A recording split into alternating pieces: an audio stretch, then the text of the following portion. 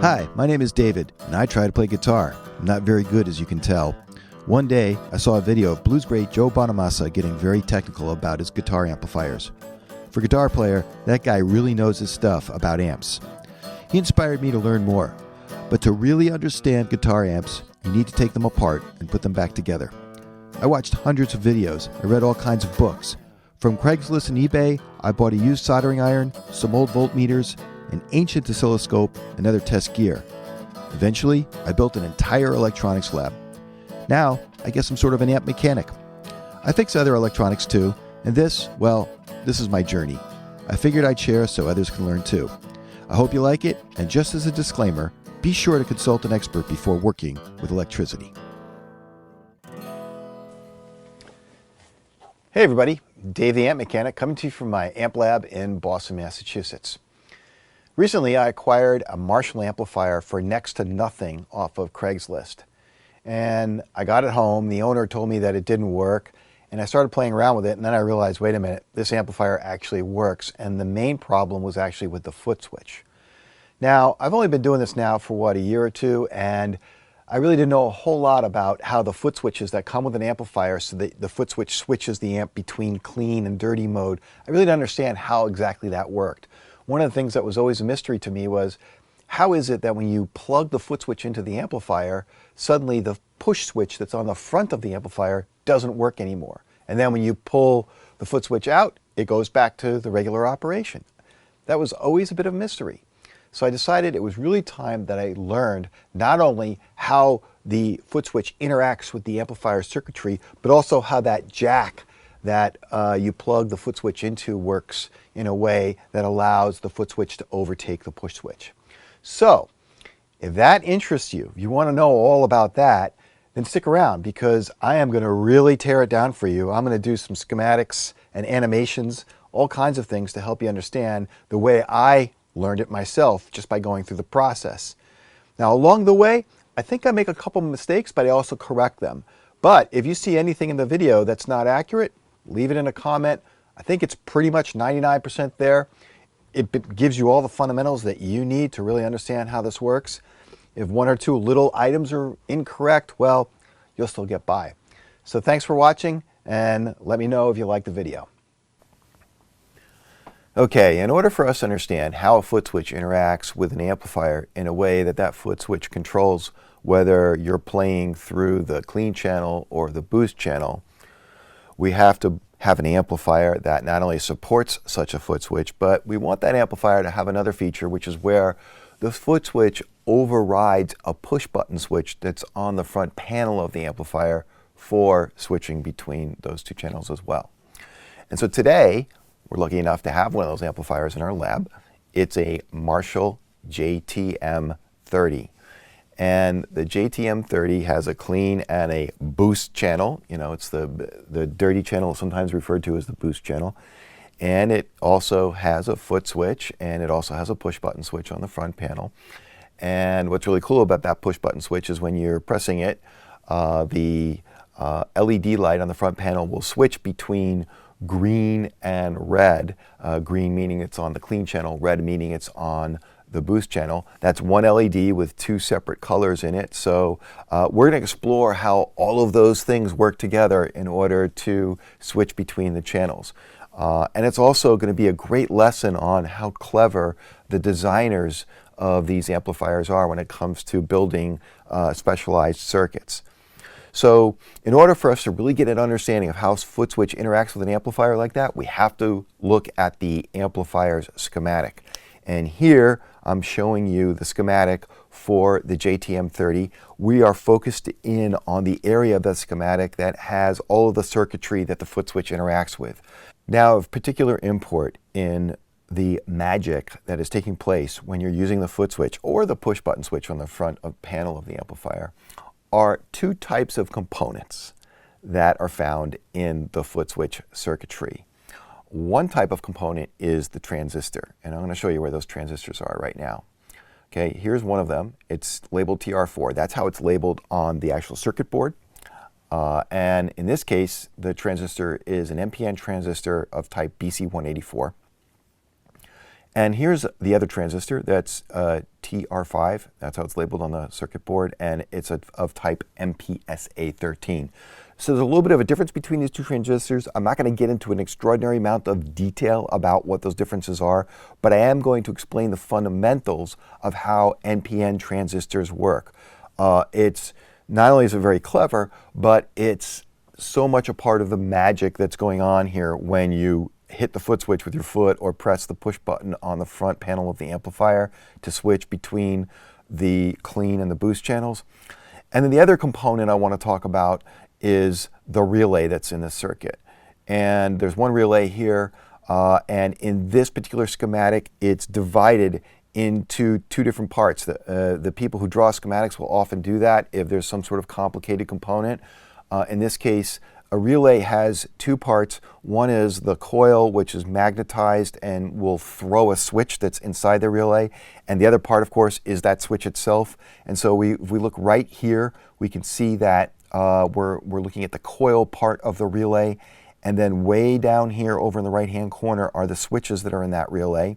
They're like armatures.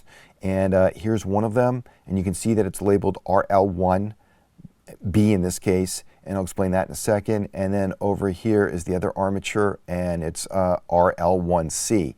Now, the reason we see B and C is because if you look up here, it's sort of making sure we understand, I believe, this is the case anyway, that we're referring to three different parts of the same component that's inside of the amplifier. RL1A is the coil, RL1B is this particular switch over here, and RL1C over here is this switch as well. So, and as you can see, the circuitry right around here, this is the actual circuitry where audio is being routed either through or from the boost circuit out to the rest of the amplifier circuit, or from the clean circuit out to the rest of this out to the rest of the amplifier. And these two switches control which of those two audio streams are heading out to the rest of the amplifier circuit. You can see it says green here, volume. What we're referring to there is the potentiometer for the green volume, and green is the color of the LED when it's in the clean channel, and red is the color of the LED on the front panel when it's in the boost channel. And so here you can see we have a red gain potentiometer and a red volume potentiometer. And that maps very well to the pots that are on the front panel of the amp. One of them is for clean volume, the other is for boost gain, and the other is for boost volume. So before we go any further, what I want to do is I want to dive in to these different components that make all the magic happen, the relay and the transistors, and talk a little bit about how each of those work. And the first one of those that we're going to look at is the relay. And what's the most important thing to understand is that the relay is either going to be energized or it's going to be de-energized. When it's energized, it's like a magnet. It creates a magnetic field that moves the armatures, which are down here, one way or the other in order to open or close a circuit in a way that changes how where audio is coming from and where it's going to. So before we go any further, let's take a look at a schematic of an actual relay that's kind of like the one that's in this amplifier. And then after that, we'll take a look at an actual relay, physical relay, that I harvested from an air conditioning repair that I did here at the house. So before we look at the schematic of the relay, we can look at what it says over here. If you look really closely up here where the coil is in the circuit, you can see that it says something called Type 51 coil DP-DT 12 volt. The part of that little label that I want to focus your attention on is it says double pole, double throw. Okay, and there are different types of relays. Some of them are single pole, double throw. You know, some of them are single throw, single pole, single throw. So we're going to look at a schematic of a double pole, double throw relay, so you get an idea of exactly what's going on inside the relay of this amplifier, because it's absolutely key to understanding what happens when you're using the foot switch or the push button. So let's switch over to that schematic right now. Okay, so here's a schematic of a double pole, double throw relay, and it has all the important parts in here that will help us understand how the relay in our amplifier works. So in this case, one of the most important parts of the relay, actually they're all important, but doesn't do anything unless you have this part here, is the coil.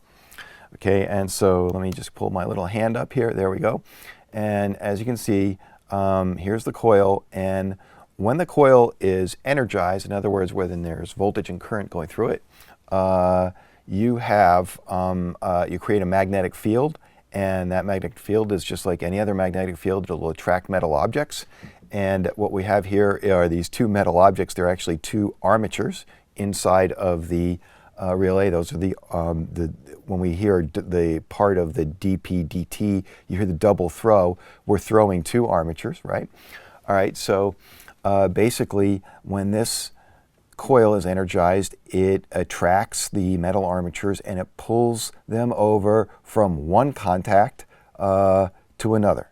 So in this case, on the volume side of the equation, it pulls this armature over from the clean volume to the boost volume, and over here it pulls the armature from what is essentially nothing over to the boost gain part of the circuit, and that's basically just a potentiometer. So what's going on here? Imagine, if you will, that below down here is the part of the circuit where you either just have the clean audio, or you have audio that's got a little bit of crunch to it, some dirty sound, and that's down below here. And then up here is where you're heading out to the rest of the amplifier's audio circuit, the output section, etc. So when the relay is energized, it's taking the audio taking the clean audio, and it's routing it up this way, through here, and out to the rest of the circuit. I'm sorry, when the relay is de-energized. When the relay is energized, it pulls this arm over and it takes the audio that was over in the dirty side of the circuit, and it pulls it, and now that routes that audio out to the rest of the amplifier. Now, if we look at the front of the amplifier, there are three potentiometers which matter here. One of them is the volume knob for the clean channel, one of them is the volume knob for the boost channel, and one of them is the gain knob, the gain pot for the boost channel. And so there is no gain knob for the clean channel, and that's why when this coil is energized or de-energized, it's actually, for the gain side of the equation, it's connected to nothing on the boost, on the clean channel. However, when you energize the coil, not only does it switch over to the boost circuit, it also activates the gain potentiometer, and then when they come out here, they're sort of connected together. The volume knob and the gain knob connected together, and I'll show you that when we go back to the amplifier's schematic. So basically, what just to review here. Coil's energized, it pulls these arms over and it switches them so that the routing of audio is strictly coming off of the boost part of the circuit, and then going out to the rest of the like the output section, etc. And also the tone stack is out here on the other end of the circuit too. And then, but when it's in its default position, the same as the off position, then it's set to, when I say the off position, that means when the amplifier is actually off and there's no power going through the coil. Then the relay, the magnetic field disappears, and those arms, which are spring-loaded, spring back to the other contacts, and then you're set to your clean channel, which engages only one potentiometer in the front of the amplifier, and that's the clean volume knob. So now, before we go look at the transistors and how they work, let's take a look at an actual physical relay, one that I harvested out of my air conditioning system. It's not an amplifier relay, but the basic functioning of all relays is the same, and just being able to look at a physical relay and the internals of it will help bring this home. Alrighty, so here we have our specimen that came out of my air conditioning system. And this is pretty much the exact same relay in terms of function as the one that's in the amplifier. And let me show you why that is. First of all, here's your coil. And when this coil gets energized, it magnetizes the core going through the coil. So this core goes basically through the coil and comes out right here. And so this metal part right here is magnetized. So use the screwdriver here. And as you can see here, this part right here, when it gets magnetized, this part right here will pull up like that. Now when that pulls up, let's turn it this way so you can kind of see. Look for this part here. This part right here is connected to this little metal strip right here. And so when I pick this up, you'll see that strip go down.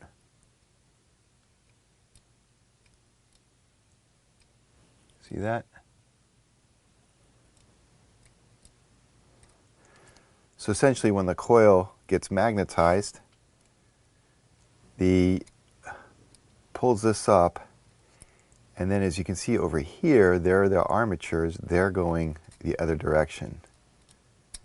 So now let's turn it this way and get a good look at what's going on with those armatures. Okay, right now, as you can see, you've got this one making contact with this part right here, and this one making contact with this part right here by default. That's the default position. Now turn to the side. Both of those contacts go like this. So essentially, this one on this side goes like that and goes to this connector right here.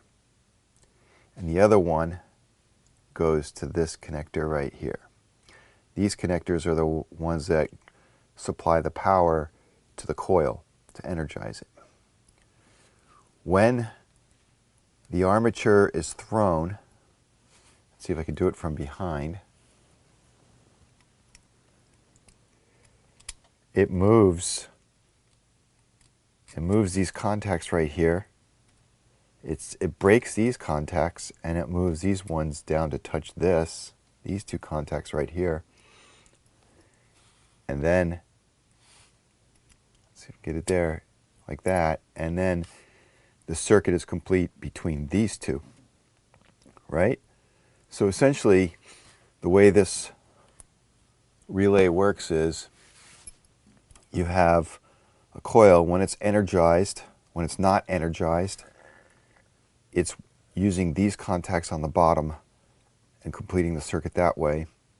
However, when it's energized, it switches to this circuit, which is very much the same way as the relay in our amplifier works.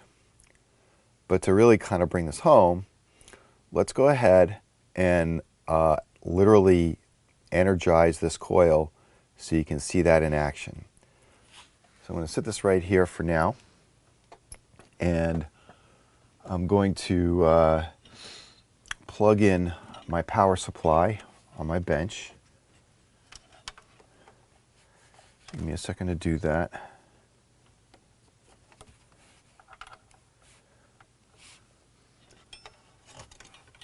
And let's connect this up. We'll connect this side over here.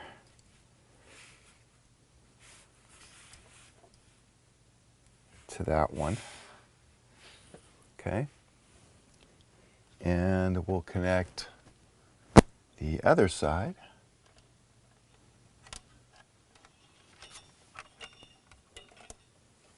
to this one here.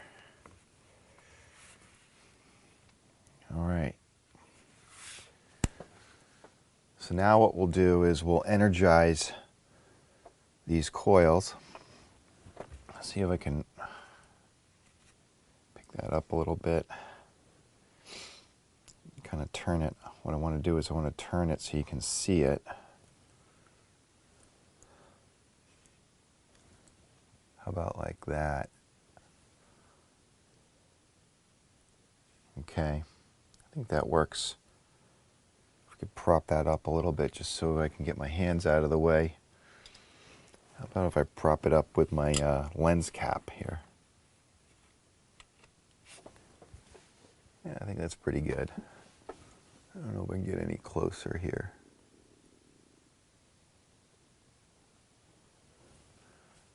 Okay.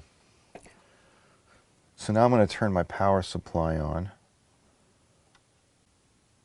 And I'm going to turn the voltage up. And you're going to see a click, and you're going to watch for these armatures to change position. Let's go ahead and do that. Here we go. Around 5 volts. There it is, right around 10 volts. And now I'm going to turn it back. So there you go. Now you've seen an actual relay in action, and a relay that is in function, not in size of course, very similar to the one that's in the amplifier. Alrighty, so here we have the symbol for the type of transistor that we find in the part of the schematic that affects whether we're toggled into the clean or boost channels, right? And there are lots of different types of transistors out there. As I pointed out, we have 2 models of transistor in this part of the circuit. And then there's different categories of transistors as well. For example, this is what we call an NPN transistor. Those are the transistors that are in our circuit, but there's also PNP transistors. And like I said, within the NPN family of transistors, there's many, many, many, many models of transistor. I'm not going to do a deep dive thesis on the differences between the 2 models of transistor we have, or even the differences between the various families of transistors. If you want that, then go out on YouTube and search NPN versus PNP transistor or something like that, and you will find 1-hour videos that explain to you how these transistors work. I'm going to focus exclusively on what the role of these transistors are in terms of toggling between the clean and boost channels in our JTM30 amplifier.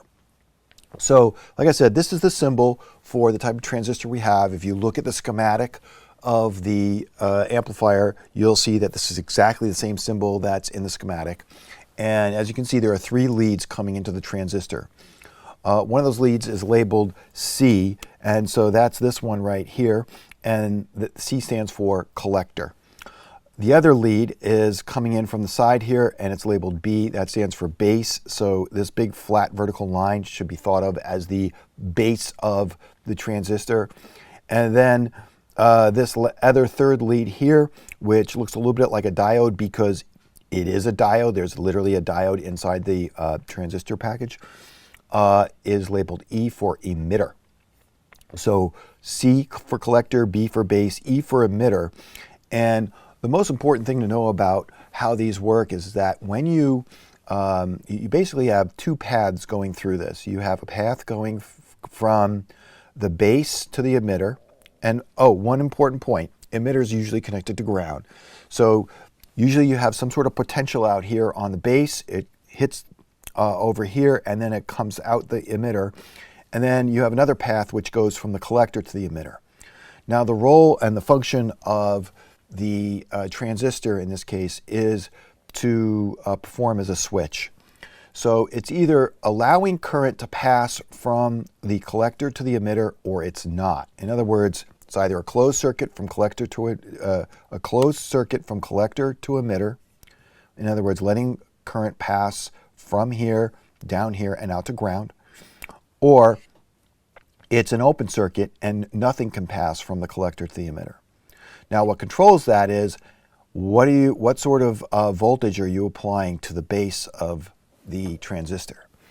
So let's say you have no volts here on the base, then it's an open circuit and nothing passes from the collector to the emitter. But let's say you apply some voltage here to the base, then what that does is it starts to allow current to pass. Now, how does that work? I like to think of it as like opening and closing the door, the front door to your house. A lot of times you only open the door maybe a little bit to let a pet in or out the door, like your cat. Like you push it open just very little bit. To open the door just a little bit to let some current pass from the collector to the emitter, you only need about 0.6 volts.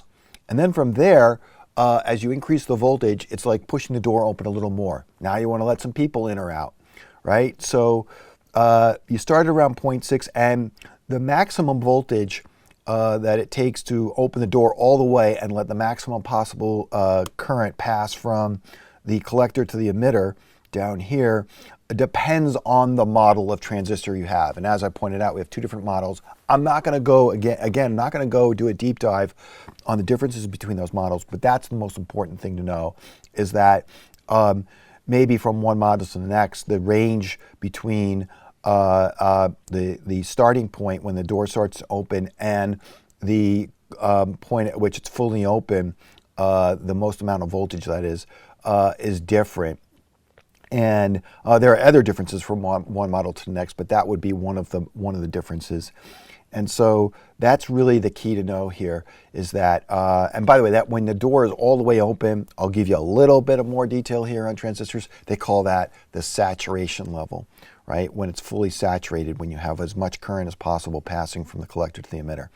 So now why use these? Because when you put these types of transistors in a circuit, it essentially allows you to reconfigure the circuit on the fly. And if you can think about what we're doing here, we're switching between the clean and the boost modes of the amplifier. We are essentially reconfiguring the circuit. So you have like a physical circuit laid out and all soldered up on your circuit board, but guess what? This allows you to kind of redirect the flows of electricity through that circuit in a way that control whether or not it's the clean channel or the boost channel that we're using.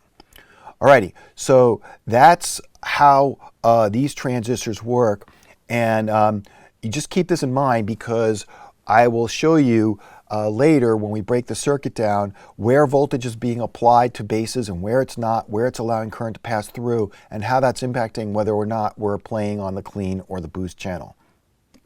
Alrighty, now that we understand exactly how a relay works and also how transistors work, we can come back to the schematic of our JTM30 amplifier, focus in on the area of the circuitry where the decisions are being made as to whether you're in clean or boost mode, and look at the circuitry and understand exactly how it is that it toggles between those two modes.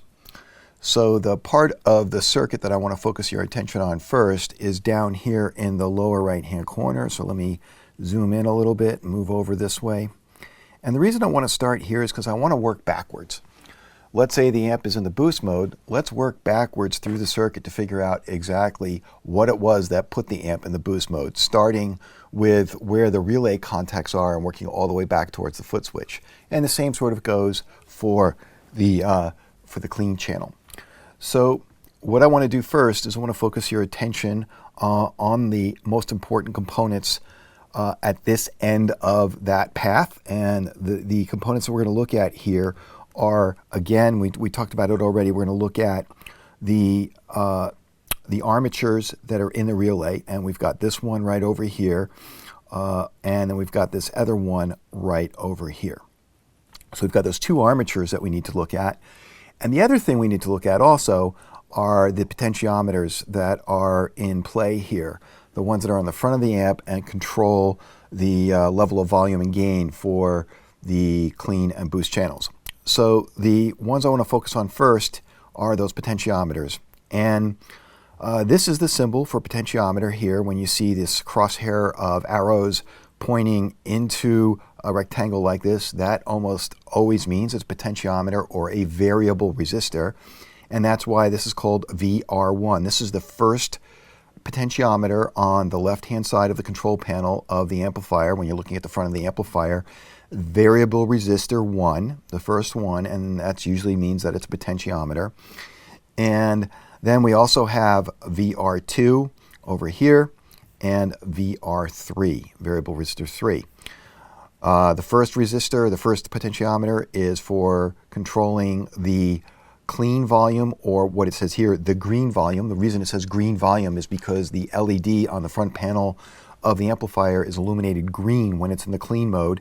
And then these two other potentiometers are the boost gain potentiometer, or the red gain, because that LED is illuminated red when we're in the boost mode, and the red volume, or what I like to call the boost volume. Now, if we look at the potentiometer, and let's just talk about a little bit about how it works. This is a alpha 1 mega ohm potentiometer, A1M. What alpha means is that the resistance changes logarithmically as you move it from the fully counterclockwise position to the clockwise position. And the same is true of these other two potentiometers. They're all A1M potentiometers, and so they'll vary the resistance between this lead here and between the wiper, that's the part that's moving inside the potentiometer, from essentially very low ohms, close to 0 ohms, all the way up to 1 mega ohm. However, it works in the opposite direction of what you might intuit. In other words, when the signal is coming down this path into the potentiometer, and let's say you've got the potentiometer set to 0, as you turn the potentiometer clockwise, the knob on the front of the amplifier clockwise, it is reducing the resistance between this line here and this line right here. So at 0, you have maximum resistance between this line and this line. And when that happens, you get almost no audio going through here. However, as you turn that knob up, it will reduce the resistance, and it will start to allow audio to come down this path over here. Now, where is it coming from? Let's talk a little bit about that. So the way this works is that you have audio coming in from one of the gain sections from your tubes up here. And it comes down this path, and it comes through here. And quite frankly, just to be clear, this is like right after the input of the guitar. So when you input the guitar cable into the amplifier, it goes right away to the first gain stage, one of the tubes in this amplifier, and then it comes down here and goes this way. And so that is basically a little bit of gain from that first tube, and then it goes straight to the volume pot, comes through here, and let's say you've got it turned up, it'll come down this path over here, then it'll come down here, it'll come all the way down over here, and then up this way. And now what happens? Well, this is where it bumps into the armature in the relay, one of the two armatures. And as you can see right now, this armature is in this position right here, and it's showing what the position of the armature is when it's in the clean mode. The clean mode is the same mode of the amplifier when it's off, and this is when the coil in the relay is de-energized. In other words, the springs on the armature are applying tension to it and forcing the armature to this contact. Okay, so then that audio will come through here, go across the armature, and come out here, and then it goes up this way, and it heads out to the next stage in the circuit, which is the effects loop, and then right after that comes the reverb circuitry. Okay, so that's pretty straightforward. It's coming in from that first gain stage and coming all the way down there and crossing over here. Now, one thing to point out also is this other armature that's in that relay. Okay, you'll notice this armature is in this position right now. This is also the position that armature would be in, that second armature, when the amplifier is in clean mode. So let's talk about what's happening there. Okay, so let's say you've got audio coming in again from up here, and now it's gone through an additional stage of gain. This is where you've added so much gain that you could have a fairly crunchy sound, and it starts coming down through here, and it hits this potentiometer, and again, you're adjusting the potentiometer. It comes out over here, and it comes back this way, right? And the choice is, well, what do we do here? How do we, where does the audio go from here? Now, it could go up this way and head off to another gain stage in the amplifier, or it comes back this way, and let's say this guy is closed. You've got a direct contact to ground here. There's no resistance between these 2 points, and so you're essentially bleeding all of that audio off to ground. Well, essentially, that's what you want to happen if you're in the clean mode. You want any audio that's coming through this potentiometer to go right here and go boom, straight to ground instead of off into the rest of the circuit. So that's why this armature is in this position when you're in the clean mode. What the schematic is showing to you, this default position is that they're both in the clean position or the clean mode. Okay, let's talk about going into the boost mode and what happens there. Well, right away we know that when you energize the coil, it basically puts enough magnetic field on these armatures to pull against the springs that are holding them on the clean mode contacts and pull them over to the boost mode contact, from over here to over here, and from over here on this contact up to this other contact here. Okay, that's pretty cool, right? So it's a strong enough magnetic field to move these armatures to their other position. Now, why would you want to do that?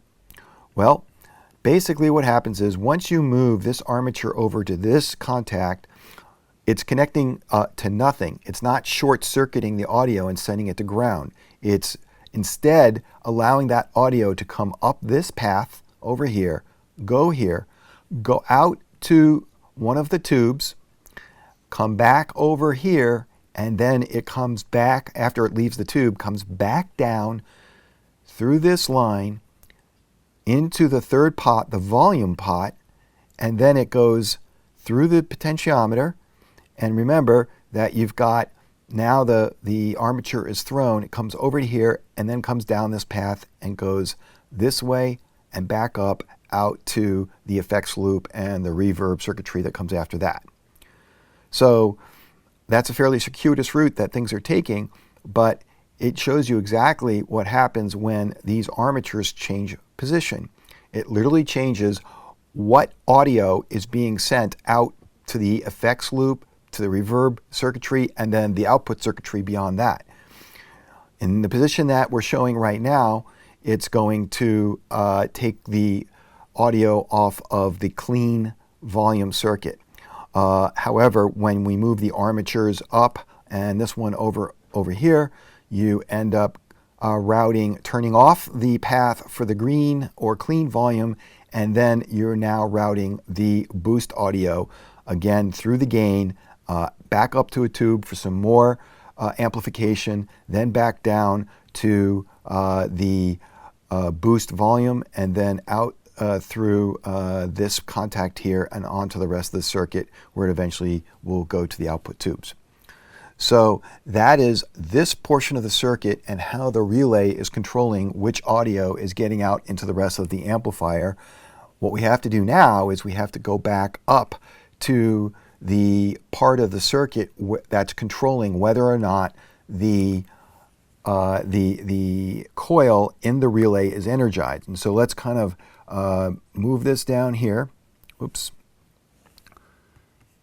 Now we're back on that circuit here again, and we're going to look at this area right in here where the coil is either getting energized or de-energized based on what's happening with transistors and with your switches, the foot switch or the push switch on the front of the amp. So again, let's kind of zero in on a part of the circuit here that's most important, and that is this area right here. And so if we look at this here, we're looking at this whole portion of the circuit. Here's the relay again. Here's some of the circuitry going around it. Here are the two transistors. So it's this part of the circuit. What I want to do at this point is I want to cut over to a cleaner version of this schematic where I basically erased all this other stuff that's very distracting, so we can just focus exclusively on the circuitry that we need to be concerned with. So let me switch over to that right now. Okay, here's a super clean version of the schematic that eliminates all the extraneous circuitry and any labels that might distract us. And if you recall, we were just talking about the position of the armatures in a way that controls the flow of audio either through the boost circuitry or through the clean circuitry. And you'll recall that when the coil, which is right here in the relay, is energized, it's creating that magnetic field that's pulling the armatures against the spring-loaded tension towards the contacts that route audio through the boost circuitry. However, when this coil is not energized and it's in its de-energized state, then the spring-loaded tension on those armatures pushes those armatures back towards the other contacts, which routes the audio through the clean circuitry. And so the question is, now as we work backwards towards the switches, how is it that this coil becomes energized or de-energized? And the answer, quite frankly, is a matter of electricity fundamentals. And it also, as we go through this, will be a pleasant reminder of how clever the designers of these electronic circuits are when they're building these amplifiers. I mean, it's just a really awesome lesson. So the first thing I want to talk about a little bit is what some of the components we have here. Up here on this top line, this is the rail coming in, and there's about 14.82 volts of direct current, DC, coming in on that line. And as all electricity fundamentals teach us, that that kind of potential is always looking for ground. And of course, the electrons in ground are looking to match up with it. And so it's really looking for the shortest path of least resistance to ground. And so if that 14.82 volts comes through this coil here, and at this point, right about next to where it says 12 volts here, if it's about to look for ground, the question is, what are the different paths to ground from that point? And can enough current pass when it finds those paths in order to energize the coil? So let's stop there and talk a little bit about the coil. This coil is labeled in the amplifier as a 47W/7 coil relay. And I know it says type 51 coil DPTT 12 volt. I don't know what any of that means other than the DPTT stands for double pole, double throw, and we know that the relay happens to be one of those. All I know is what the relay says on its surface, which is 47W/7. And if I look that up, what it tells me is, yes, it's a double pole, double throw relay. It says its nominal voltage is 24 volts. Not sure what that really means in the context of this particular amplifier. All I can tell you is how it's working. And then what it also says is that it needs about 14 milliamps in order for the coil to become energized, thereby getting magnetized and engaging the armatures. So that's the critical piece of information. We need about 14 milliamps to energize this. The other thing to know is what the capacitor and the diode are doing here. They're not terribly relevant to the flow of electricity in terms of engaging or disengaging the clean and the boost channels, but what they are there for is, one, to condition, as many capacitors are, the DC that's going through here, and two, this diode performs in a very special function that has to do with coils like this one in the relay. When a coil de-energizes, it releases a blast of voltage that's enough to destroy any sort of sensitive circuits around it, sensitive circuitry. And in particular, solid state components like these transistors are very sensitive to sudden charges like that. We know, as a matter of fact, that you have to be careful when you're just handling chips and transistors, because if they too much of a discharge of voltage, they will fry themselves. And so the idea here is that if the coil releases a blast of voltage when it de-energizes, you need something to soak up that blast of voltage so it doesn't go and destroy these transistors. And that's kind of what this diode does. It acts like a sponge. I'm not getting into the gory details of it because it doesn't matter to how it is that the coil becomes energized or de-energized, thereby engaging or toggling between clean and boost. All right, so we've got this coil, and up here we've got 14.82 volts of DC that's looking of potential that's looking for ground. And the question is what are the shortest paths to ground? Where can it find that ground? And what I like to do is I like to focus first on what the circuit looks like and how it's configured when the boost channel is engaged. So in order for the boost channel to be engaged, you need this coil to be energized. In order for it to be energized, you need a minimum of 14 milliamps of current flowing through it. And in order for that sort of current to find its way through this coil, it needs a pretty clear path to ground. And the clearest path to ground here is coming down to this node, coming over to this node, coming down through here, coming through this transistor as though the transistor is turned on. Remember, we talked about that earlier, which means that there's voltage on the base, and now current can flow from the collector, which is this part, to the emitter towards ground, right? That is the shortest and most open path when this transistor is on for that current to flow. Now, there are other paths. There is at least one other path for that current to flow, and that is from over here, down this way, over here, up here, and to the base of the transistor. Now, the bases of the transistor, remember I mentioned earlier that there's sort of like two paths going through a transistor. One is coming through the base and out the emitter, and the other one is coming from the collector out the emitter when the base is charged up. The problem is that the base is definitely not a great path for current. You're not going to get a lot of current going through the base. You're just going to get some voltage there, so you can have a lot of potential looking for a way to ground, but not a whole lot of current is going to be able to flow through that. And so that's important for both, to understand for both this transistor and this transistor. So from here, you basically have two paths to ground. One of them is coming down here, through this transistor, okay, and the other one is coming this way through the base of this transistor and to ground. Let's leave that one aside for now and talk about the version of, or the path where we get enough energy to energize this coil. And that's the one where this transistor is opened up and you have a really clear path from a low resistance path from the rail of 14.82 volts to ground. This relay is a relay whose a resistance I measured, and if you look at the specs for it, the relay comes in like about 1 kilo ohm. It's not. As you'll see later, it's not exactly 1 kilo ohm, but just realize that means that it's a fairly low resistance path from the voltage source to ground.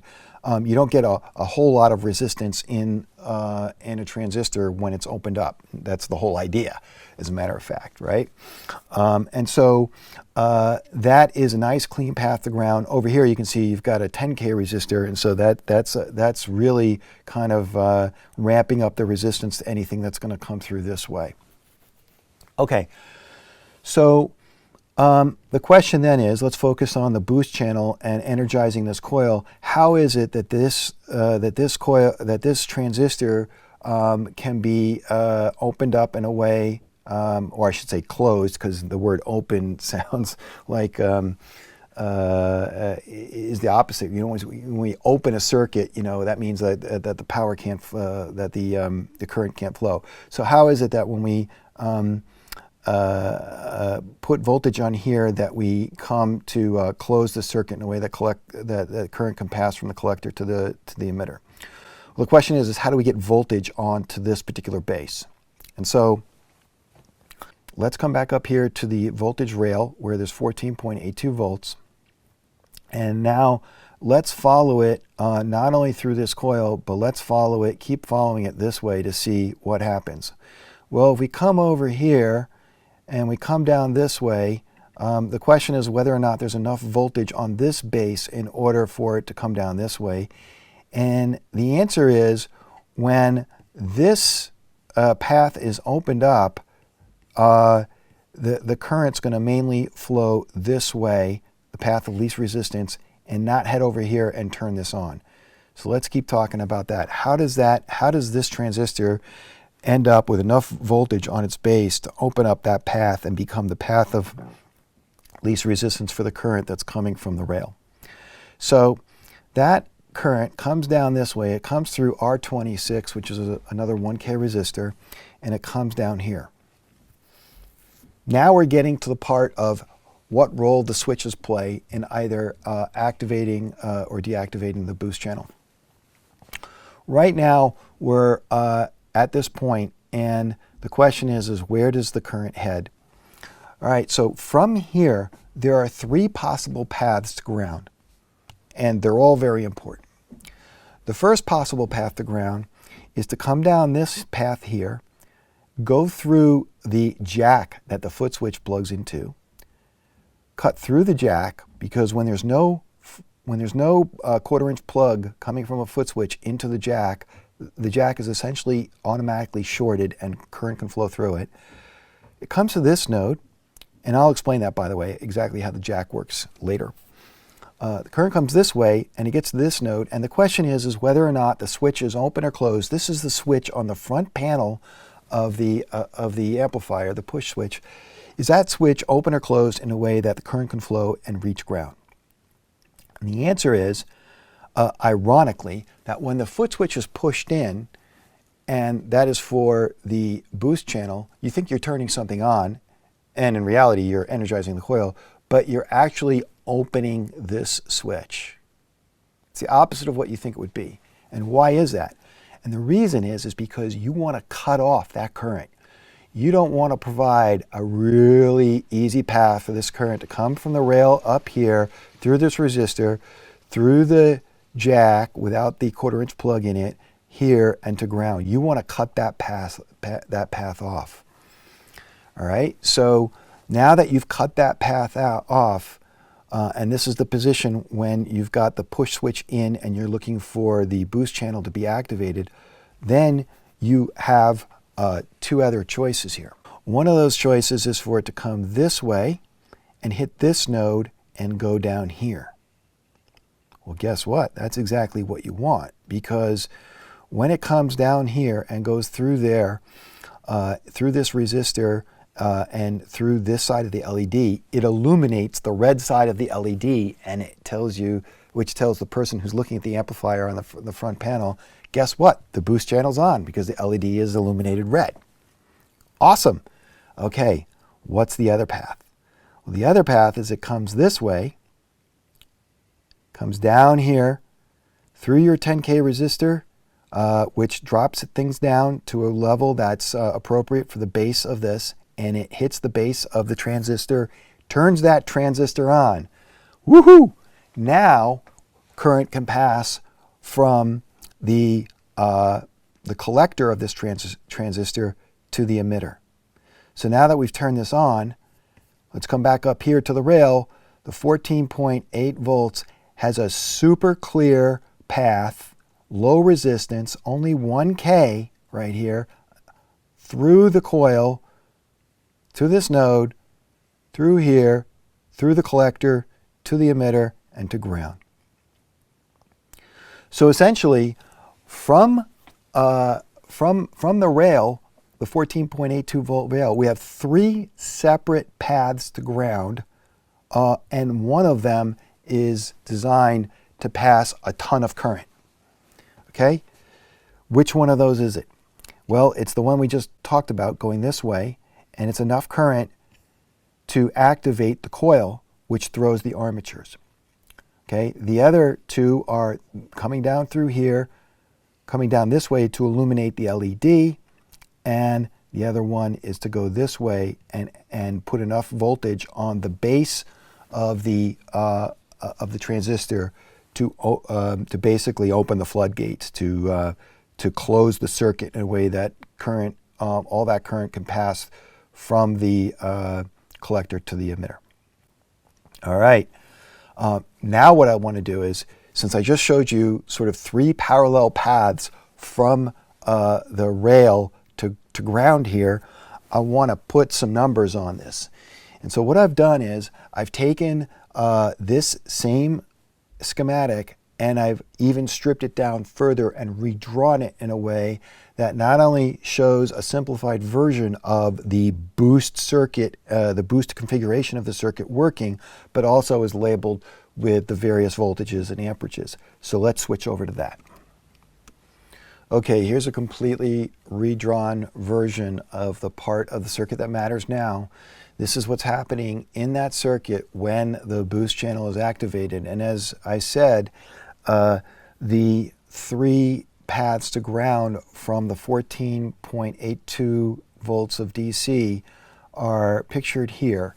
You have one path going through the coil, as mentioned earlier. You have another path coming this way, and then breaking off into 2 parallel circuits going this way and this way. And what I've done, remember I said that you basically have 2 separate paths through a transistor. Well, I've broken up that transistor across this schematic. Over here on the right, you have the path that's going from the collector to the emitter, and over here you have the path that's going from the base to the emitter. And so let's talk about what happens here and the math and the Ohm's law and the basic fundamentals. Starting with 14.82 volts, and we come this way, and we come down to R26, and I measured R26, and it came out to 991 ohms, not a perfect 1K ohm, but close enough and definitely where it should be. And when you're measuring resistors, you want to measure them when the device is off, because you can't really measure the resistance of a resistor when it's on.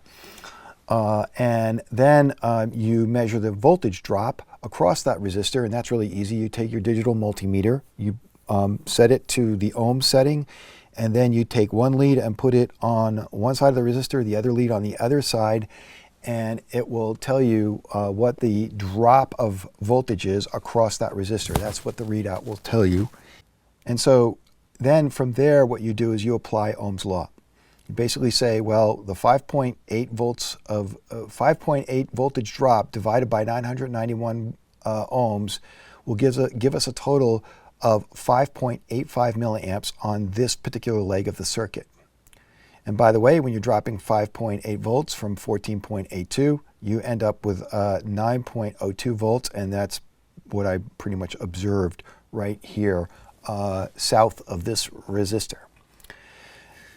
Now, the law about putting circuits in series and in parallel says that everything that's in series along a circuit is going to have the same amperage.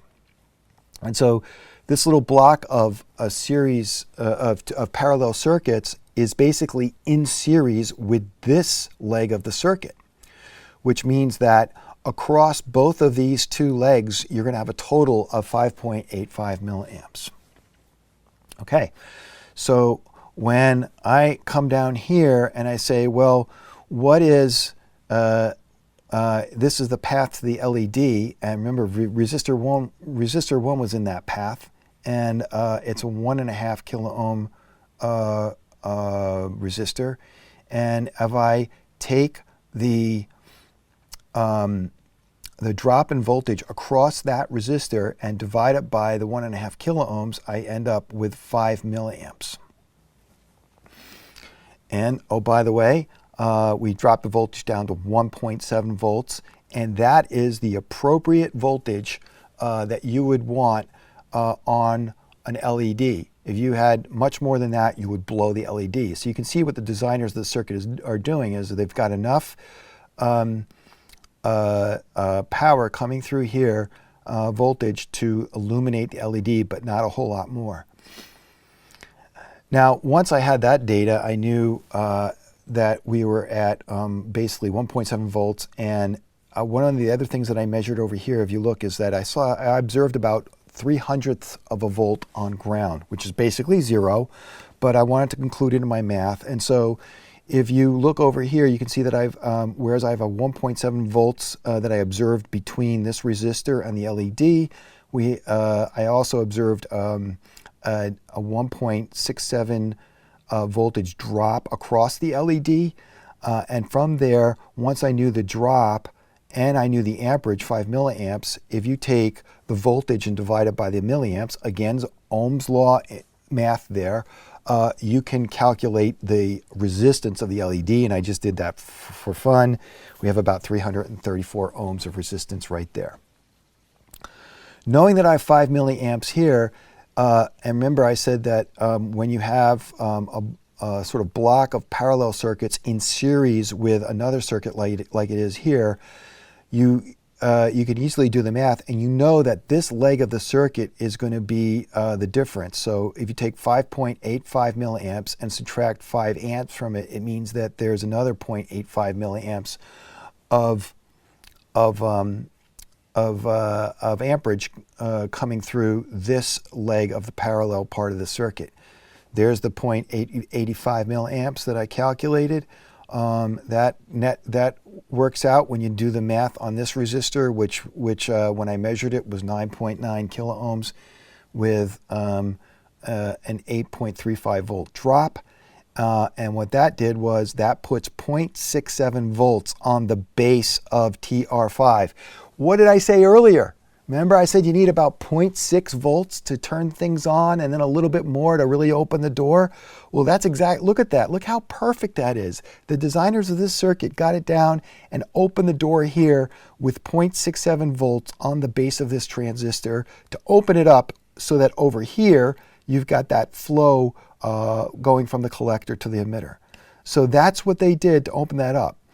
Now, you can't easily measure the resistance. You can't put the digital multimeter across a transistor to measure its resistance. So what I did was I looked at the voltage drop across that transistor. And again, if we were at 0.67 here, we'd get down to 0.64 to get you to the 0.03 of the ground. And that got us, it was fun just to know that the resistance at this point of the path going from the base to the emitter is 753 ohms, which is quite a bit. And another reason why I say that this is not a good path for current to come through. So neither of these two paths in this parallel block here are sufficient for a lot of current to get through. And so you still have a lot of current up here that's looking for its primary path to ground. Well, where does it find it? Let's come back over to this node here, and it comes down here through here. And now that the path between the collector and the emitter of this transistor has been opened up and the circuit is essentially closed, now you have a very clear path for plenty of current to get through this coil and come to ground. And if we look at that, here's that 47W/7 relay I was telling you about. I observed a 1.03 kilo ohms of resistance on this, and I noted a 14.75 volt drop across this across the coil here. So you've got a pretty big drop, a lot of voltage getting absorbed there, and plenty of current going through there.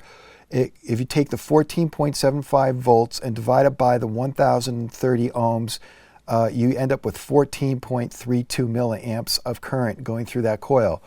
Well, guess what? How many milliamps did I say you needed to activate that coil and energize it in a way that pulls the armatures? You need 14 milliamps, and now you can see that the designers were right on spec here in the way that they built the circuit so that you had sufficient milliamps coming through that coil. We come down here now, we only have about 0.07 volts left of power, so there's really we've essentially brought ground right up to this coil, and that's what gets you that that incredibly high current. I mean, relatively speaking, it's only 14 milliamps, but it's a high current coming through here, and you've energized the coil. So how about BEM apples? I mean, this is just beautiful the way they've designed this, and the tolerances that they've applied, right on spec in order for the circuit to operate appropriately. All right, so we just kind of figured out how it is that the coil becomes energized in a way that gets the relay to throw the armatures and route audio through the boost circuitry. Let's go back and talk about the clean circuit. Okay, now we're back to our schematic of the circuitry around the Footswitch area, and we're looking at everything that you need for both clean and boost.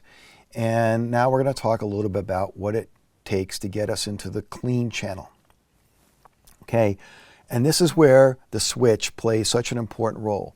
The push switch on the front of the amplifier as well as the foot switch. We'll get to how those two interact with each other at the very end. Remember, I'm working backwards from the result all the way to the foot switch. But for now, we do have to talk a little bit about the switch. Let's focus your attention down here on SW1.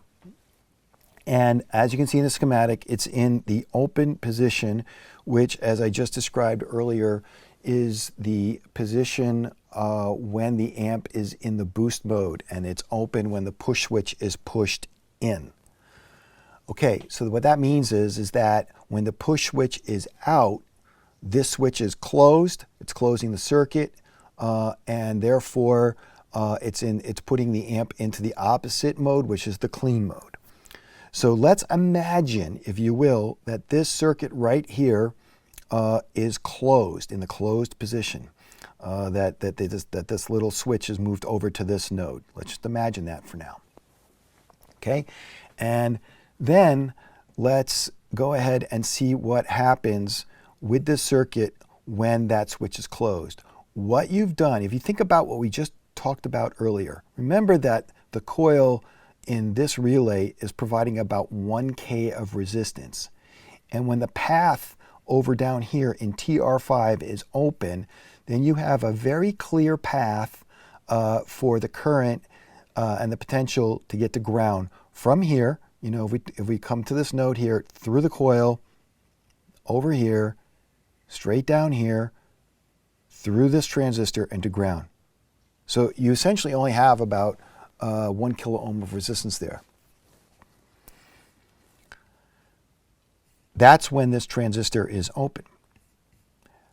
Now, if you come this way and you come down this way, you also have 1 kilo ohm here, and you'll note that, wait a minute, now if this switch is closed, coming through the foot switch jack, which by default kind of is shorted into the circuit here, and therefore there's a connection, comes down through here, comes down through here, goes across here to this node, and comes down to ground. That's almost identical to the other side, right? I mean, that's essentially the same configuration. In one way, you've got basically 1 kilo ohm of resistance between the rail and ground, and over here, when this switch down below here, when this switch is closed, in the closed position, you also have 1 kilo ohm path from the rail to ground, which essentially is bringing your ground right up to this resistor. In the same way that before, ground is sort of brought up to the base of this coil, now you're bringing ground up to the base of this resistor. It's almost the same thing. Only the difference here is you've physically closed this switch, and that has changed something else. When you close this switch, what that essentially does is it brings ground all the way up through here, right to this point. But it also brings ground somewhere else. It brings ground from here, through here, across over here, through here, and to the base of this transistor. So basically, Now we have 0 volts on the base of this transistor, which means what? Boom, shut the door. Nothing can get through from the collector to the emitter of this transistor. We just turn this transmitter off by bringing ground to it. So you've basically flooded this whole area with ground. You've got ground coming up through here, through the switch, through the jack, right to the base of this 1K resistor, and also over here to the actual base of this transistor, shutting this transistor off. When we do that, now you've got all this potential up here, and it's looking for a place to go. Okay, so it comes this way, and it comes this way, but guess what? We don't have ground here anymore. Okay? There's no ground coming up through here in a way that allows high current to pass through this coil. And so what you end up with is you just end up with some voltage over here on the base of this transistor. And that voltage is going to be, since you're not bringing ground up here, it's just going to be the 14.82 volts, right? That was coming off of the rail.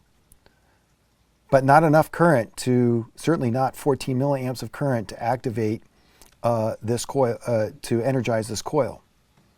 And when this coil is not energized, that means that the armatures in the relay are in the position that's routing audio through the clean circuit. But you still have 14.82 volts sitting, almost roughly that, sitting right about here. And so what does that do? Well, that's more than enough to turn on TR4. And guess what? That provides, once that's on, it provides another path for current to get through here and go this way to find ground. So what is TR4 for? Well, guess what? The only real purpose in life for TR4 is to turn on the green LED. Right? So you get a little bit of voltage here, and it turns on the green LED. It deactivates it de-energizes the coil. The armatures move to the clean position. You get enough voltage and current coming through here, dropping through this resistor here, and coming down to the green LED and illuminating the green LED. Magical. It's amazing. So here we basically have sort of like, a little bit of the reverse of what was going on with the boost channel. And what I'm going to do now is I'm going to give you another redrawn version to show you exactly how this is working with labels and amperage and all that kind of stuff. Okay, here's a redrawn version of our clean circuit, and as you can see, we've got the switch involved in this view because the switch was relevant. And that gives you an idea of what I mean by redrawing the circuit. When we were looking at the boost side, the switch was basically out of the picture because it was in the open position, but here the switch is in the closed position and basically closing the circuit in a way that allows current to flow. So I've included it in this path. And again, we have essentially three. When I say it's the reverse of the boost circuit, it's like the boost circuit flipped upside down. We have one clear path to ground going through essentially a 1K resistor over here, just like we did there, except in that case it was going through the coil of the relay. And then we have two parallel legs connected to a single leg in series with a single leg, only it's upside down, it's the other way. Okay, so let's talk about what's going on here. We got the 14.82 volts on the rail here of DC. With the switch closed, it finds a really clear path through this 1K resistor, and you get and it comes to ground here. So you basically bring ground right up to this resistor, and we've got a 14.79 volt drop that I observed with my digital multimeter. We divide that by the 991, and we get 14.92 milliamps of current. So the majority of the current is going this way. It's no longer going through the coil the way it was before. Still some current left over though, and that ends up getting routed through one part of that ends up getting routed through the coil, and it comes through R27, which I observed to be 9.95 kilo ohms. And it's supposed to be 10,000, right? But it's right within spec. And as you can see, we have 14, we have a little bit of a voltage drop. We have no current here, very little current. And so we have 14.65 volts on this base. Now, to measure that current, what I did was I just said, well, what's the total resistance of this coil? I knew that to be 1,030. What's the total resistance of this? And I added them up. And then I took that number and I used it and I divided it into the voltage drop across these same two things added up. So the voltage drop from this point right here to this point right here is 14.82 volts to 14.65, which is a 0.17 voltage drop. Here's the math right here, divided by a total of 10,980 ohms, got us to 0.016 milliamps. That's hardly any current. I mean, it's infinitesimal in terms of current these days. And so it's really small current, certainly not enough to, remember, we need 14 milliamps to energize this coil, but now we only have 0.016 milliamps. Definitely not enough to energize the coil, but we still have this 14.65 volts sitting right here on the base of this transistor TR4, and therefore that's enough to turn it on. Now remember, in these redrawn circuits, I am splitting up the transistor. This is one view of the transistor, which is the path from the base to the emitter going this way, and the other path going from the collector to the emitter is over here. These two views are the same transistor. So we turn on this transistor TR4, and with this transistor turned on, what we end up with is we open up the path from here to come down through here and come this way and come over that way, and come down through R2, which leads to the LED to turn on the green side of the LED. And if we do the math, it all kind of works out, the Ohm's law math. Right about here, we have about 14 volts, right? And basically, if you look at the drop, if we measure the drop across the collector and emitter of TR4, it's a negative 0.818 volt drop, 14.82 to 14.002. And if we do the math on that, we see that we end up with 181.6 ohms. We've got about it gets us to about 4.504 milliamps on this leg of the circuit. And over on this leg of the circuit, remember, we have 0.016. And so if you add those two together, 4.504 and 0.016, you end up here at 4.52 milliamps for this leg. Remember what we said earlier. Going through, when you have a bunch of things in series with each other, they all will have the same amperage going through them. So this block of parallel circuitry is in series with this single leg here. So the same 4.52 milliamps that we observe here when we do the math on this resistor using the voltage drop and the resistance should equal the sum of the amps going down this parallel leg and this parallel leg. So 4.504 plus 0.016 will get us to the 4.52 thereabouts, and then we come down here and we end up with 1.942 volts right here ahead of the LED, which again is close to the 1.7 that we had before for the boost circuit. That's what you need. If you have any more than that, you're going to blow this LED up. And of course, once I knew the voltage drop from this point to the 0.03 on the ground, I was able to calculate and get us to we see about 423 ohms of resistance on the LED. So essentially, the net result of this was when you close this switch over here, when you put it in a closed position, it basically creates this incredibly short path for the current to get to ground over here depriving these other two sides, and what you end up having is no current going, hardly any current, 0.016 milliamps of current going through this coil, not nearly enough to energize it. Therefore, the springs in the relay take over, push the armatures over to the contacts that route the audio through the clean circuitry. Amazing, beautiful, love this so far.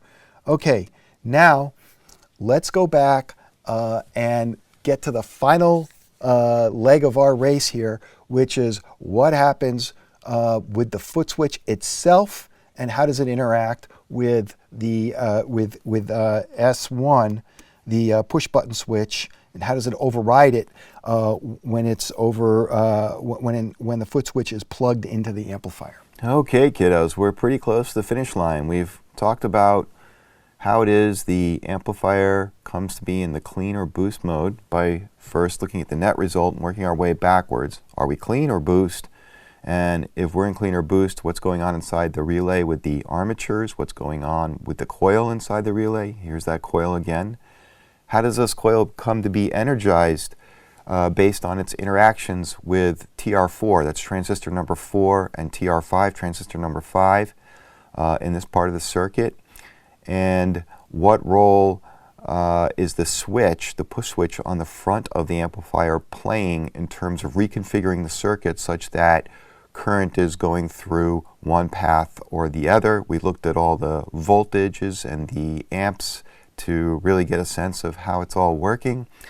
And now it's time to go backwards one more step towards the switch. And again, I'm sorry, I'm referring to the push switch on the front of the amplifier, and then the foot switch that you plug into the amplifier. And so to do that, I want to focus your attention on this area down here. That's the SW1, which is the push switch itself, and then this little funky part of the circuit diagram, which refers to the jack that's on the front of the amplifier that you would plug the foot switch into in a way that the foot switch takes over the function of the push switch that's on the front of the amp. So in order to really understand how the push switch gets overridden by the foot switch, how these two interact with each other, what we have to do is we have to take a closer look at how this jack works. And to do that, I want to go over to the amplifier first and point the camera at the jack itself so you can get an idea of how the internal side of the jack is working.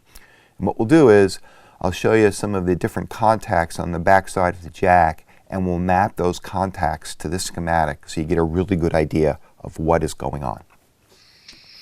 Alrighty, here we're getting a side view of the chassis as it's out of the cabinet right now.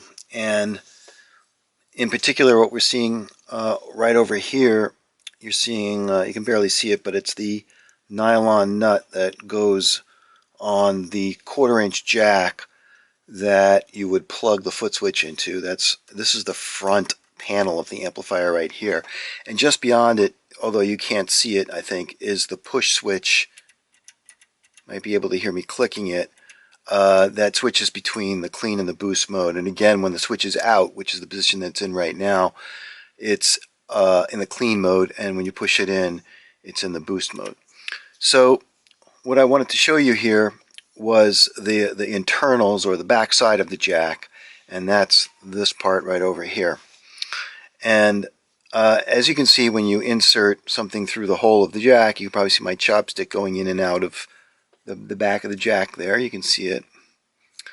And these jacks, this jack has two sets of contacts, if you want to call them that. This set right here and another set right here, which means it's designed for what's called a tip sleeve 1/4-inch plug.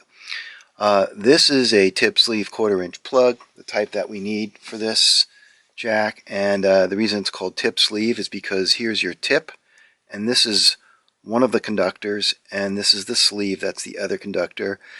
And inside the 1/4-inch plug here, you have a separate wire going to each, and then in the case of a foot switch, those two wires would run down the cable out to the foot switch. And then in the foot switch is an actual switch. It's called a latching foot switch, which means when you step on it, it permanently switches the switch until you step on it again. And that would either open or close the circuit between the two conductors going down the cable. So it basically makes a loop. We'll see that in this schematic that we're going back to after this. But this is the type of jack that goes in here. And the most important piece is the construction of this of this jack here. What you have are basically four contacts. One of them, I call it the tab, is this one here. It's like the upper contact that is on the far end of the jack. This is closer to the beginning of the jack. This is the far end. You've got this tab that lifts up, and then you've got a lower contact below it. Now this tab that lifts up, this upper contact, is spring-loaded so that it's putting pressure on the lower contact and therefore essentially closing a circuit there. And that's going to be pretty important in how things work. Now you also have the same exact thing going on over here. You have an upper contact touching the lower contact here, this other tab here. And the way that works is that when you insert a 1/4-inch plug into the 1/4-inch jack, if you look real closely, you can see that it lifts those tabs up, those upper contacts up. So essentially, whereas these upper contacts were making contact with the lower contacts, when you insert the 1/4-inch plug, now those upper contacts are no longer making contact with lower contacts. They're making contact instead with the tip and the sleeve of the 1/4-inch plug. And that is critical to how it is that the foot switch basically overrides the push switch that's on the front of the amplifier here. And so how does that work? Well, let's label all these contacts so that when we look at the schematic, we'll know we'll have some way of mapping what's going on here to what's going on in the schematic.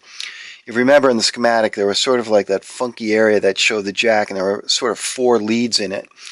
And I'm going to call this upper contact here, this tab, A. I'm going to call this one B. I'm going to call this other upper contact C, and this lower contact D. So A, B, C, D. And what's really important to know is that most of the magic is focused on this upper contact, contact A, because this is the one that runs directly up to resistor 26, R26, and you'll see that in the schematic. And basically the question is from resistor 26, can it find ground or not? And when the 1/4-inch plug is out of the amplifier, this upper contact is still going to R26, and the lower contact goes to the push switch.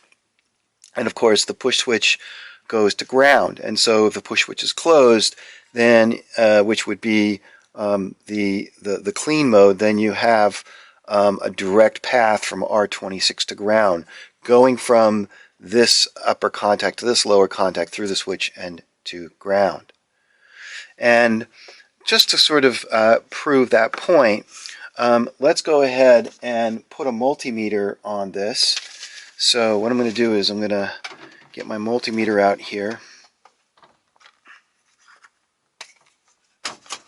Let's set that up, and let's get one end, let's get the negative side, the black wire of the multimeter, connected up to chassis ground. So I'll just connect that right there. And let's kind of back out a little bit. When I said connect that right there, I meant right there. Let's zoom out a little further so you can see the multimeter. Here we go. And let's turn the multimeter on to an ohms connection.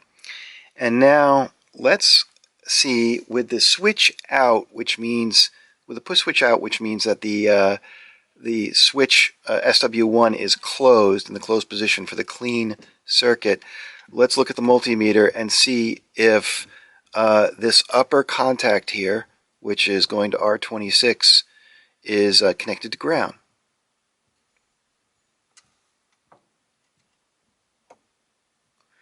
There you see it's going down. It's fairly low ohms connection. It keeps dropping, 9 or so ohms. I think it's, I can see that it's not the best connection between my alligator clip lead and the black wire coming off the multimeter. Point is that you've got a pretty good connection to ground. Let's see if I can improve that just a tad here. One more time.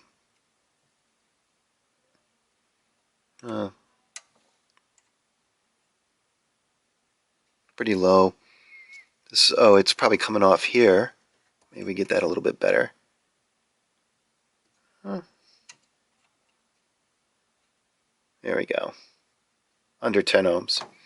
Okay, and so you can see that because this guy here, this one's connected to the switch, push switch, and the push switch is closed. There you go. You see like a 6-7 ohms connection to chassis ground. And now watch what happens when I push the push switch in. Boom, it goes to like, it's up in 3, 4, 5 kilo ohms right now and going even higher. So we just basically broke the connection between this lower contact and ground. And what that means is that this R20, this lead going to R26, the upper contact, really has no path to ground. And so we basically broke that opportunity to pass that high current across R26 to ground, and then thereby depriving the rest of the circuit of that current in a way that doesn't, in a way that results in the de-energizing of the coil in the relay. So that shows you kind of what happens there. Again, we'll just do it one more time. Here we are. We're not connected to ground. We're in the boost mode, and when I let the push switch out, it closes that switch SW1, and now we have a low ohms connection to ground, and that's how you work that. That's how that circuit works. That's how this all works. Now, what of course happens though if you take a 1/4-inch plug like this one here, and you insert it in there? Now you've lifted this upper tab, the upper contact here, off of the lower contact in a way that it's no longer able to reach ground. So if I check that there, you can see we've got multiple kilo ohms of resistance going up to 5 there in terms of getting to ground. So there's no path now from R26 to ground because we've lifted that contact up off of the lower contact. Now it's making contact with the tip of the 1/4-inch plug. Okay, and the other thing I want to point out is that these two guys here, this contact D and contact C, if you look in the schematic, when we go back there, they're both connected to ground. So no matter what you do, they're connected to ground. There you have like an 8 ohm connection to ground, and of course this is touching that, so it's pretty darn close. The upper connection is, let me get my hand out of the way, upper connection is 7 ohms. There you go. So both of these are connected to ground. So the reason this works so well is because when you put the 1/4-inch plug in here, all right, now the tip, which is connected to one conductor going out the foot switch, is connected to R26 through this upper tab, this upper contact, and contact C is connected to the sleeve, so it's connected to the other conductor. And remember that contact C is also connected to ground. There's a low ohms connection to ground, and you can see that there. So the question is can you make a path from this contact here, this upper contact, contact A, to contact C? Can you close the path between those two in a way that basically emulates what you would have done if you closed SW1, the push switch? And the answer is yeah, of course. you can close that loop when you close the switch that's out at the actual foot switch. If that foot switch is closed, you basically have continuity from R26 through that switch coming back here to ground, which gives you that necessary connection to be in the clean mode. And what's really interesting about that is because this lower contact here is the one that's connected to the push switch on the front panel of the chassis, it's out of the equation completely because nothing's touching it. And we'll see that again. We'll see that in the schematic. So, that basically shows you how clever it is the way they built the jack here in a way that once you put a 1/4-inch plug into the jack, it just basically completely overrides the push switch. It takes it out of the circuit altogether in a way that now the switch that controls whether or not you can get from this upper contact here to ground is controlled by the switch that's out at the foot pedal. So let's go back to the schematic and let's examine the schematic and see how it is all of that kind of maps out. Okay, we're back at our schematic here, and what I want to do here is I'm going to label these leads that are going into the jack. Okay, so this longer lead right here is that spring-loaded lead, that tab that heads up to R26. We'll call that A. This is the contact that it is spring-loaded against underneath it. That's B. Then this longer little lead here is lead number C. It's the tab that makes contact with the sleeve of the 1/4-inch plug when the plug is in the jack. And this contact right here, we'll call that D. And that is the contact that's below that tab that makes contact with the sleeve of the 1/4-inch plug when it's plugged into the jack. So A, B, C, and D. So again, just to quickly review, when there is no 1/4-inch plug in the jack, what you have is you have a nearly perfect circuit coming from the bottom of R26 here over here. Those two are touching each other because of that spring-loaded nature of tab A. It comes down this way, and it's the push switch on the front of the amp that controls whether or not you are essentially bringing ground all the way up to R26. However, when there is a 1/4-inch jack in the, a 1/4-inch plug in the jack, it lifts those tabs away from the contacts below them that they're making contact with because of their spring-loaded nature. So it essentially breaks this contact right here, and it breaks this contact right here. So let's go to a version of the schematic where I actually kind of modified it in a way that breaks the contact. Okay, here's a version of the same schematic where I basically lifted the tabs away from the contacts that are beneath them. And as you can see now, when you look at the path from R26 to ground, it comes this way, and now it has to go through a completely separate path. There's no way for it to reach ground going from A to B and then through the switch. Just can't happen because the tab is essentially lifted off the contact and the path is completely disrupted. So in order for things to work, you need another path to ground, and that path would go through the foot switch. Now, I just want to point out here that tab C is also essentially lifted away from the contact that it's on top of in a way that those two are not connected to one another either. So now you're getting to the way in which the foot switch takes over the function of the push switch. At this point, if you look at the push switch here, and here's that switch, SW1. If you're coming up from ground to the switch, you come over here, over to this open lead, it's out of circuit. it no longer plays a role. Okay? It's completely out of circuit. Let's go ahead and take a look at a view of this schematic when a 1/4 inch plug is plugged in to the amplifier.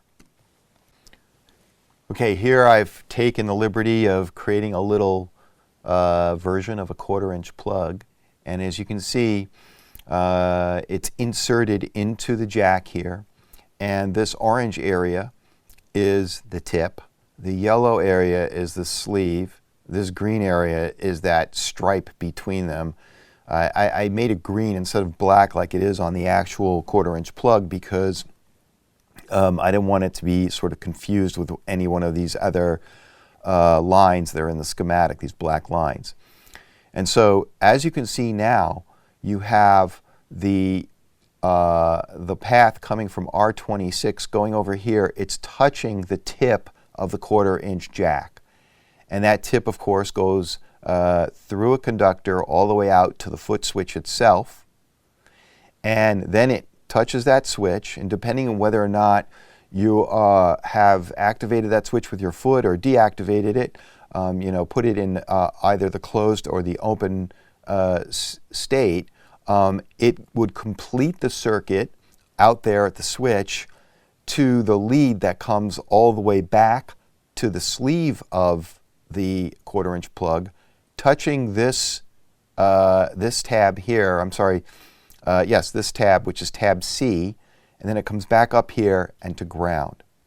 So now the 1/4 inch plug inside this jack completely takes over the functioning of switching between clean and boost mode, and as you can see, SW1 here, the push switch, is still connected to nothing, so therefore it has no role whatsoever. And this gets to how it is that the foot switch completely overtakes and overrides the push switch when the 1/4 inch plug is plugged in to the 1/4 inch jack that's for the foot switch on the amplifier.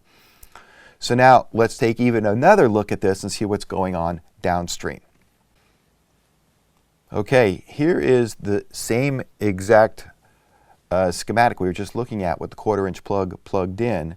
However, in this case, I am showing the foot switch, which is out downstream, just like a little schematic of a foot switch. So let's follow the path again. You come down here, you go over this way, you come up to the tab A, it's touching the sleeve. From there, it goes out the conductor down the wire to the actual foot switch itself, and in this case, the foot switch is open. So there's no path to get from here over to here, and then therefore there's no path for us to bring ground up this way through tab C, through this conductor that heads out here, across over to here, down to the tip, through tab A, across here, and to R26. So in this case, the foot switch is open, and it's the same exact thing as if the push switch were open.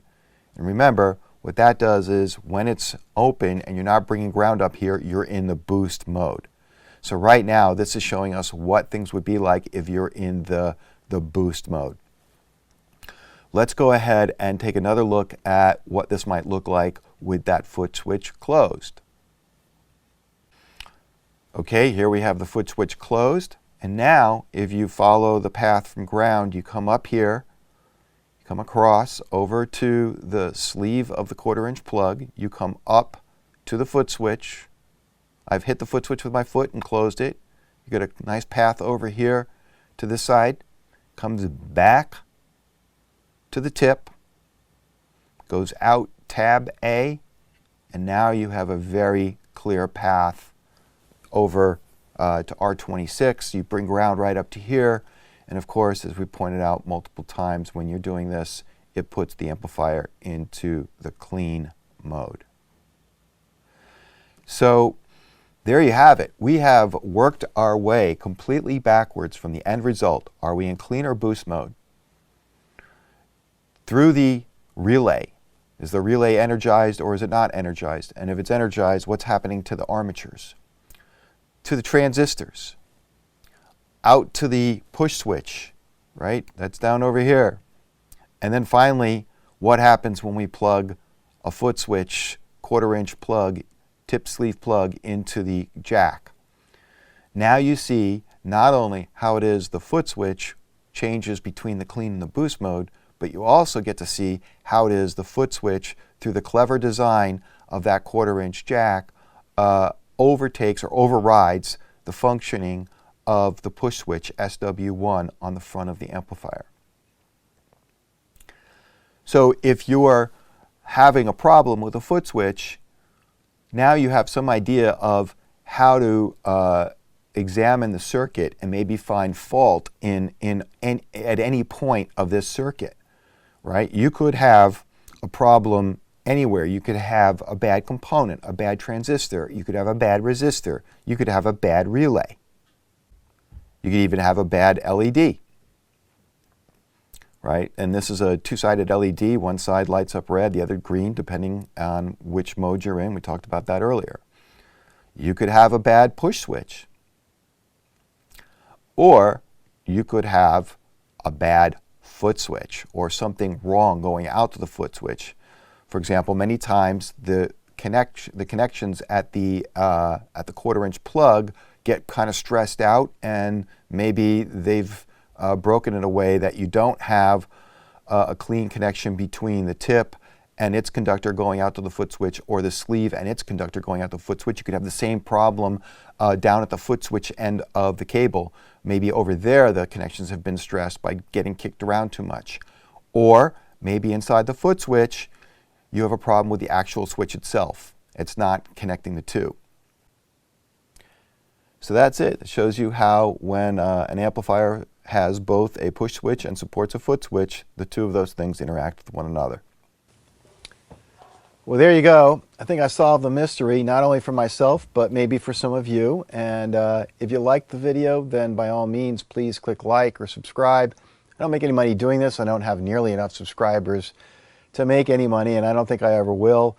The only thing that does is when you click like or subscribe, it increases the likelihood that when somebody else is searching for help on a particular topic, like how foot switches interact with amplifiers, it'll come up higher in the search results, and it'll just help them. So thanks very much for watching. If you want to correct something, if I made any mistakes, please leave it in the comments. That way other people will learn from what you have to offer here. And thanks very much for watching. I'll see you at the next video.